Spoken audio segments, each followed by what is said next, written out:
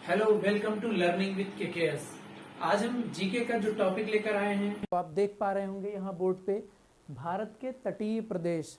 कोई भी आप एग्जाम देने जाते हैं, चाहे वनडे एग्जाम हो या भी जो ऑनलाइन ऑफलाइन कोई भी कॉम्पिटिटिव एग्जाम आप देते हैं, तो वहाँ पे आपको ज्योग्राफी सब्जेक्ट में, भूगोल में एक ये टॉपिक जरूर इंट्रोड्यूस रहता है। कुछ क्वेश्चन इससे जरूर बनते हैं।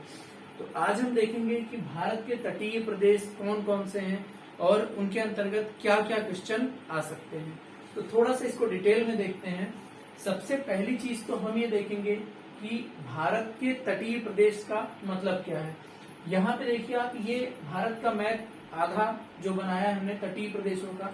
यहाँ पे आप देख पा रहे हैं, ये जो एरिया है ये गुजरात है।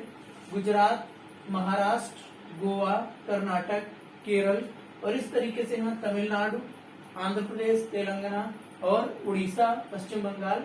तो ये जो प्रदेश आते हैं, ये प्रदेश भारत के तटीय प्रदेश कहलाते हैं। तो सबसे पहली चीज जो पूछी जाती है कि भारत के कितने तटीय प्रदेश हैं, कितने तटीय प्रदेशों से भारत घिरा हुआ है। तो यहाँ पे आप देखिए, ये है आपका गुजरात, यहाँ पे आपका है महाराष्ट्र, ठीक है। महाराष्ट्र के बाद यहाँ पे आता है गोवा, गोवा के बाद यहाँ आपका आता है कर्नाटक, यहाँ आता है केरल, केरल के बाद इस तट पर अगर हम आते हैं, इसे पूर्वी तट कहते हैं, तो यहाँ आता है आपका तमिलनाडु। तमिलनाडु के बाद जो आपका आता है आंध्र प्रदेश, आंध्र प्रदेश, फिर आता है आपका तेलंगाना, फिर आपका आता है उड़ीसा,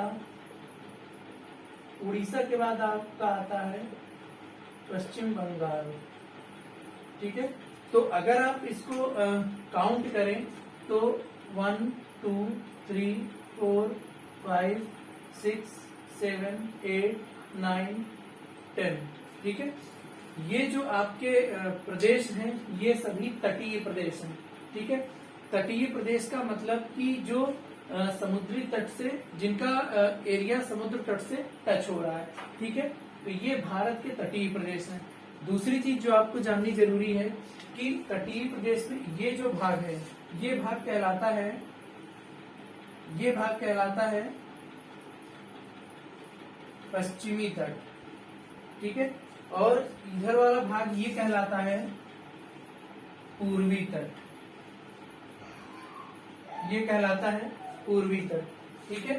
तो भारत के पश्चिमी तट और पूर्वी तट को मिलाकर के ये भारत के कुल तटीय प्रदेश बनते हैं, ठीक है।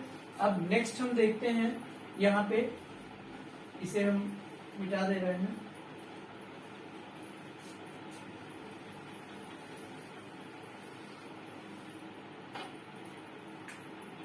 इसे फिर से ड्रा कर दे रहे हैं, ठीक।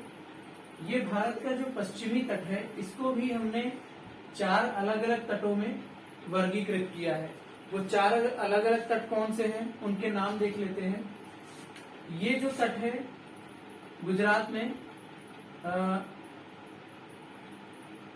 इसको हम बोलते हैं काठियावाड़ तट या काकरापार तट, कहीं कहीं आपको लिखा मिलेगा काठियावाड़ तट या काकरापार तट। इसके बाद जो आता है ये महाराष्ट्र वाला हिस्सा, ये कहलाता है कोंकण तट, इसको बोलते हैं कोंकण तट। इसके बाद जो यहाँ पे कर्नाटक और गोवा का ये जो थोड़ा सा हिस्सा आता है, ये कहलाता है, इसको बोलते हैं कन्नड़ तट, ठीक है। और इसके बाद कर्नाटक से लेकर के ये केरल तक का जो एरिया है, ये कहलाता है मालाबार तट, इसको हम बोलते हैं मालाबार तट, ठीक है। ये तो हमारा तटीय वर्गीकरण था पश्चिमी तट का। पूर्वी तट जो है, पूर्वी तट पे हम जो तटीय प्रदेश है, इस तटीय प्रदेश को दो पार्ट में डिवाइड करते हैं। ठीक है, इसको दो पार्ट में हम डिवाइड करते हैं। एक पार्ट जो आपका है वो आता है यहाँ पे रामेश्वरम से लेके ये विशाखापट्टनम तक, रामेश्वरम से लेके विशाखापट्टनम तक, और दूसरा जो पार्ट आता है वो यहाँ से लेकर ये ओडिशा तक आता है। तो सॉरी ओडिशा, हल्दिया तक आता है, पश्चिम बंगाल तक। इसको हम बोलते हैं उत्तरी सरकार तट, उत्तरी सरकार तट बोलते हैं। और इसके बाद ये जो एरिया है यहाँ रामेश्वरम से लेकर के विशाखापट्टनम तक, इसको हम बोलते हैं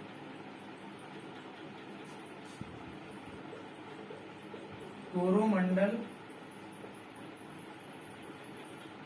तट। ठीक है, और ये जो उत्तरी सरकार तट है इसको हम एक नाम और देते हैं काकीनाडा तट। ठीक है, तो ये पूर्वी तट का वर्गीकरण था, ये पश्चिमी तट का था। तो पश्चिमी तट में आता है ये सौराष्ट्र से लेकर के ये महाराष्ट्र के ये बॉर्डर तक, ये आता है काठियावाड़ तक, ये काकरापार तक। फिर आता है कोंकण तट, ये गोवा तक जाता है। फिर कन्नड़ तट, कन्नड़ तट पे यहाँ कारवार कर्नाटक का जो एरिया है। फिर केरल पे मालाबार तट आता है। कोरोमंडल तट विशाखापट्टनम तक जाता है। यानी ये जो कोरोमंडल तट को अलग करता है, ये जो पॉइंट है ये आपका है विशाखापट्टनम। ठीक है, विशाखापट्टनम। और उत्तरी सरकार तट का जो पॉइंट है वो है हल्दिया, ये पश्चिम बंगाल में है। ठीक है, हल्दिया एक पत्तन है। ठीक है, तो ये उत्तरी सरकार तट और कोरोमंडल तट। अब हम जान लेते हैं ये तटीय वर्गीकरण तो पता चल गया। दूसरी चीज पूछा जाता है क्वेश्चन आपसे कि भारत के कुल तटीय प्रदेश जो है उनकी टोटल जो लंबाई है कितनी है, तटीय सीमा की लंबाई कितनी है। तो भारत की जो तटीय सीमा है वो 7516.6 किलोमीटर। ठीक है, ये भारत की तटीय सीमा है, ये तटीय सीमा है। और भारत की जो स्थलीय सीमा है, यानी ऐसे प्रदेश जो स्थलीय सीमा से घिरे हुए हैं जहां पे ये तट नहीं है, स्थलीय सीमा जो है, स्थलीय सीमा ये आपकी है 15,200 किलोमीटर। ठीक है, तो ये भी क्वेश्चन पूछे जाते हैं एग्जाम में, जो आपको ध्यान रखना है। अब हम कुछ मेन पॉइंट्स की बात करते हैं कि इन तटों का मेन जो पॉइंट्स है वो क्या है, क्या क्वेश्चन इनसे बन सकते हैं। सबसे मेन चीज आप देखिए यहाँ पर, ये काठियावाड़ या काकरापार तट है। ये तट, इसके बारे में जो मेन बात है वो ये है कि ये सबसे बड़ा तट है। काठियावाड़ तट जो आपका है ये सबसे बड़ा तटीय प्रदेश है, सबसे बड़ा तटीय प्रदेश है। अगर पूछा जाए आपसे सभी इन तटों में सबसे बड़ा तट कौन सा है तो वो होगा आपका काठियावाड़ या काकरापार तट। कोंकण तट, कोंकण तट के बारे में खास बात है कि भारत का जो ऑयल का प्रोडक्शन होता है, तेल और प्राकृतिक गैस, वो कोंकण तट पे ही होता है। कोंकण तट पे सबसे इम्पोर्टेंट चीज है कि यहाँ बॉम्बे हाई स्थित है। बॉम्बे हाई भारत का वह प्रदेश है जहां पर पेट्रोलियम का सबसे ज्यादा उत्पादन होता है, तो ये कोंकण तट पर स्थित है। कन्नड़ तट जो है, कन्नड़ तट पे भारत का एक बंदरगाह है जिसको हम बोलते हैं कारवार, ये कर्नाटक में है। तो ये कन्नड़ तट कर्नाटक के गोवा के बॉर्डर पे है, तो ये आपका कन्नड़ तट में आता है। नेक्स्ट है आपका मालाबार तट। मालाबार तट केरल में पाया जाता है, ये केरल का तटीय प्रदेश जो है। मालाबार तट की सबसे खास बात है कि मालाबार तट जो है वहां पे लेटेराइट मिट्टी सबसे ज्यादा पाई जाती है। लेटेराइट मिट्टी के प्रकार आपने पढ़े होंगे, तो उसमें क्या है कि लेटेराइट मिट्टी सबसे ज्यादा मालाबार तट पे पाई जाती है। दूसरी एक खास बात इसकी है कि रेडियो एक्टिव एलिमेंट्स का नाम आपने सुना होगा कि जिनसे रेडिएशन एमिट हो सकते हैं। तो रेडियो एक्टिव एलिमेंट्स में जो थोरियम होता है, थोरियम रेडियो एक्टिव एलिमेंट है। थोरियम मालाबार तट पे सर्वाधिक पाया जाता है, ये इसकी खास बात है। अब हम आ जाते हैं यहाँ पे कोरोमंडल तट और काकीनाडा तट पे। काकीनाडा तट जो है इसका दूसरा नाम उत्तरी सरकार तट है।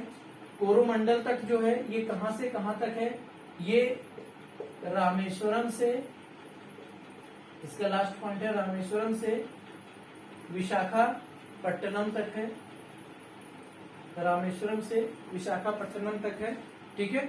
और यहाँ का जो जलीय क्षेत्र है, ये जलीय क्षेत्र कह सकते हैं सी फूड्स, जैसे मछलियां, मछली उत्पादन और झींगा उत्पादन, मतलब इन उत्पादन के लिए ये चीज प्रसिद्ध है, ये तटीय प्रदेश। काकीनाडा या उत्तरी सरकार तट, ये ओडिशा का तटीय प्रदेश है। ये चक्रवातों के लिहाज से बहुत ही ज्यादा सेंसिटिव एरिया है, यहाँ पे चक्रवात अक्सर आते रहते हैं। ये तट जो है यहाँ पे भी चक्रवात के लिहाज से बहुत ही सेंसिटिव एरिया है, तो ये दोनों तट जो है वो प्राकृतिक आपदाओं से अधिक प्रभावित रहते हैं। ये पश्चिमी तट है और ये पूर्वी तट है। पश्चिमी तट में जो है वो जैव विविधता सर्वाधिक पाई जाती है, इसको आप लिख सकते हैं, जैव विविधता, बायोडाइवर्सिटी जिसको कहते हैं, जैव विविधता सर्वाधिक पाई जाती है पश्चिमी तट पे। तो ये था भारत का तटीय वर्गीकरण और मेन क्वेश्चंस जो आपसे पूछे जाते हैं। इसका एक स्क्रीनशॉट ले लीजिए अगर आपको जरूरत लगे, या फिर से आप इसको देख सकते हैं। नेक्स्ट जो हमारा जीके का लेक्चर होगा उसमें एक नया टॉपिक लेकर के फिर से आएंगे। तब तक के लिए आप इसकी पॉइंट वाइज स्टडी करते रहिए। बहुत इंपॉर्टेंट क्वेश्चंस यहाँ पे कवर हुए हैं जो आपके एग्जाम में जरूर से जरूर आ सकते हैं, ठीक है। तो इसको देखिएगा। थैंक्स, नेक्स्ट वीडियो में फिर से मिलते हैं।